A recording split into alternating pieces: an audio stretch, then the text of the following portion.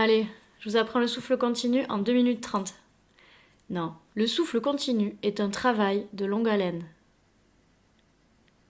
Pourquoi on fait le souffle continu? Parce qu'on veut un son continu. On veut que le son ne s'arrête jamais.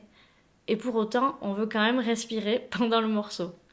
Pour faire le souffle continu, il faut d'abord comprendre le principe. Déjà, il faut comprendre qu'on souffle par la bouche et on inspire par le nez dans cette histoire. Déjà, on peut s'entraîner à le faire.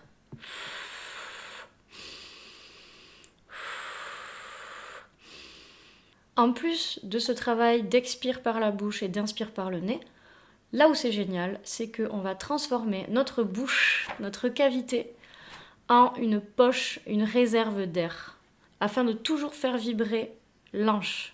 Le résultat, c'est que personne n'entende qu'on respire, mais la réalité, c'est que nous, à l'intérieur de nous-mêmes, on fait un sacré travail entre deux états buccaux, nasaux, buccalo-nasaux.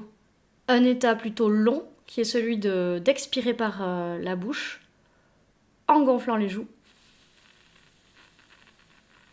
Et un état plutôt court et ponctuel, qui est de reprendre sa respiration par le nez, tout en expulsant la réserve d'air qu'on avait faite dans nos joues.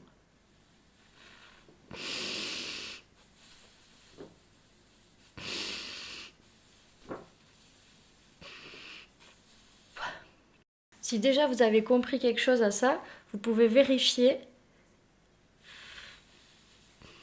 en mettant une main devant vous et en sentant que l'air ne s'arrête jamais sur la paume de votre main.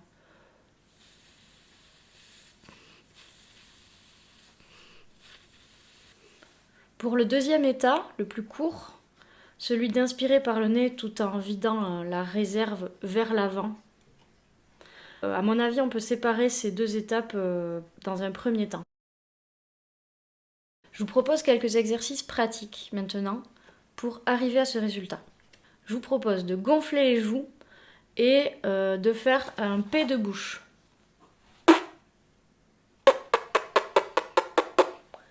Si vous avez ça, déjà c'est pas mal. Au passage, vous vous rendez compte que pour pouvoir faire, vous êtes obligé de fermer une sorte de clapet derrière, que moi j'appelle la bouche intérieure, si bien que votre cavité buccale, elle est colmatée des deux côtés. Devant par la bouche, on le voit, on le sent, et derrière par la bouche intérieure. Vous pouvez prendre conscience de ça dès maintenant. En même temps que ce P de bouche magnifique et esthétique, je vous propose d'inspirer par le nez, comme pour sentir une fleur.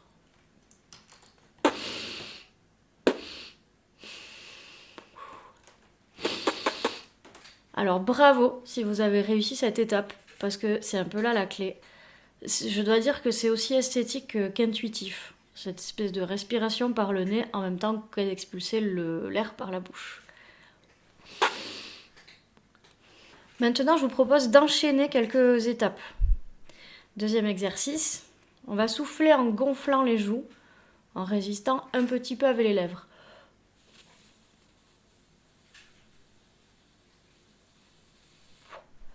Là, j'ai ouvert devant un petit peu. Ensuite, je vais faire un arrêt sur image. Je vais transformer ma bouche en ballon. Là, je pourrais faire le P de bouche si je voulais. Sauf qu'à la place, je vais d'abord inspirer par le nez. Et ensuite, vider la poche vers l'avant. Et je recommence.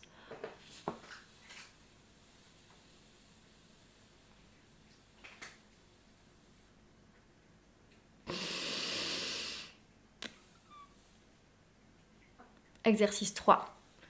Je vais faire la même chose, sauf que je vais fusionner les deux dernières étapes. Je souffle en gonflant les joues, je m'arrête sur le ballon, et là, j'inspire par le nez et en même temps, je fais un petit trou ici au niveau de la bouche, sans faire le P.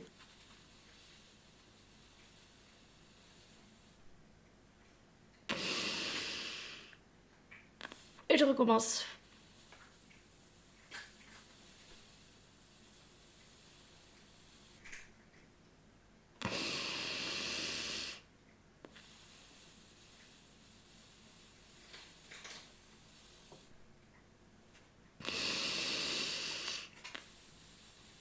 Quand je respire, j'essaye d'inspirer par le bas du ventre. C'est très important. Ah oui, j'ai oublié de vous dire que si vous le faites pendant à peu près 20 minutes, vous allez être hyperventilé. Donc faites ça d'abord assis et faites des pauses. Alors, je vous ai préparé un petit bonus parce que vous l'avez bien mérité. Et bien maintenant, quatrième exercice, ça va être la version finale de votre souffle continu sans l'alboca, qui va nous permettre de l'essayer sur l'alboca. Donc, première étape, toujours pareil, je souffle en gonflant les joues. Et ici, je ne vais pas faire l'arrêt qui me permet de réfléchir en fait sur le ballon. Je vais directement à l'étape d'après. Donc là, j'ai bien 2 étapes.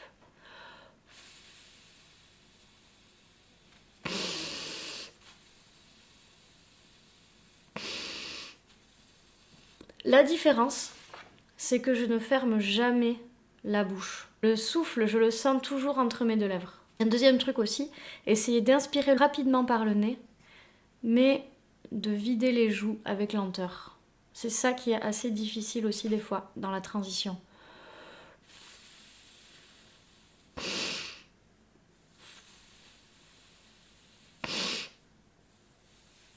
Au début, vous allez entendre ce changement dans le son, dans le débit de l'air. C'est tout à fait normal, il n'y a aucun souci. Déjà, si vous avez ça, c'est super. Moi, pour le travailler ensuite à l'alboca, je conseille de le travailler sur des notes graves, le La et le Si d'abord dans un premier temps, et de pas trop s'en demander au niveau des doigts. Je reste hermétique mais pas crispée. Exemple.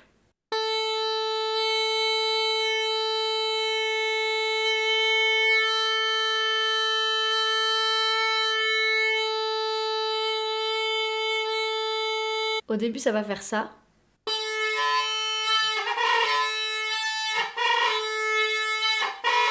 Et mon conseil, c'est d'y aller par l'imagination. Moi, j'ai imaginé une rivière qui coule. Et mon corps, il a trouvé des stratégies pour ressembler à une rivière qui coule, sans que j'aie à me poser la question de l'anatomie derrière. Donc mon conseil, c'est de passer par l'imagination. Un fil infini, une rivière qui coule, du vent, une tempête, je ne sais quoi. On veut quelque chose de régulier.